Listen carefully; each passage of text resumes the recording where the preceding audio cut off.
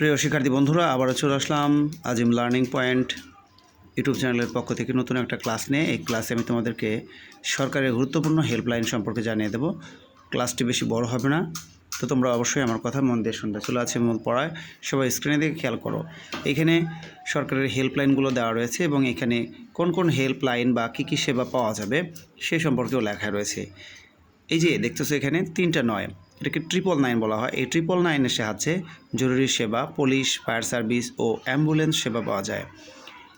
109 109 নারী ও শিশু নির্যাতন, বাল্যবিবাহ প্রতিরোধ বিষয়ক হেল্পলাইন এটা।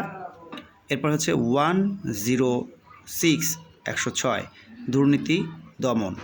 এরপরে হচ্ছে 333, এর সাহায্যে সরকারি ও তথ্য সেবা পাওয়া যাবে।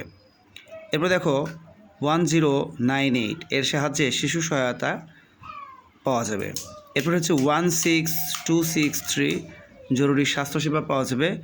এরপরে হচ্ছে 16108 মানবাধিকার বিষয়ক হেল্পলাইন এটা। এরপরে হচ্ছে 16123 কৃষি বিষয়ক হেল্পলাইন।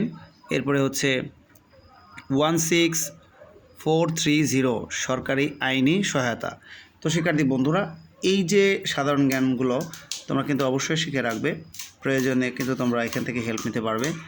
আর তোমাদেরকে আরও একটা বিষয়ে জানানো দরকার, সেটা হচ্ছে যে এইখানে গুরুত্বপূর্ণ MCQ রয়েছে। এখানে খেয়াল করো, বর্তমানে দেশে ব্যাংক নোট 7টি।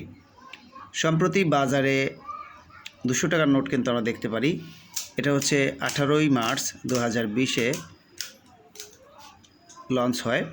তো এরপরে দেখো, দেশে বর্তমানে প্রচলিত নোট 10 ধরনের। ব্যাংক নোট 7টি, 10 টাকা, 20 টাকা, 50 টাকা, 100 টাকা, 200 টাকা, 500 টাকা এবং 1000 টাকার নোট। তাহলে ব্যাংক নোট কয়টা? 7টা। আর সরকারি নোট 3টা, 1 টাকা, 2 টাকা, 5 টাকা। তো তোমরা অবশ্যই এই সাধারণ জ্ঞানগুলো মনে রাখবে। পারলে একটু বন্ধুদের মাঝে শেয়ার করে দিও। আমার আজিম লার্নিং পয়েন্ট ইউটিউব চ্যানেলটা সবাই একটু সাবস্ক্রাইব করে দিও, বন্ধুদের মাঝে শেয়ার করে দিও। বেশি বেশি সাধারণ জ্ঞানের ক্লাস পেতে অবশ্যই আমার চ্যানেলটা কিন্তু সাবস্ক্রাইব করে রাখতে হবে।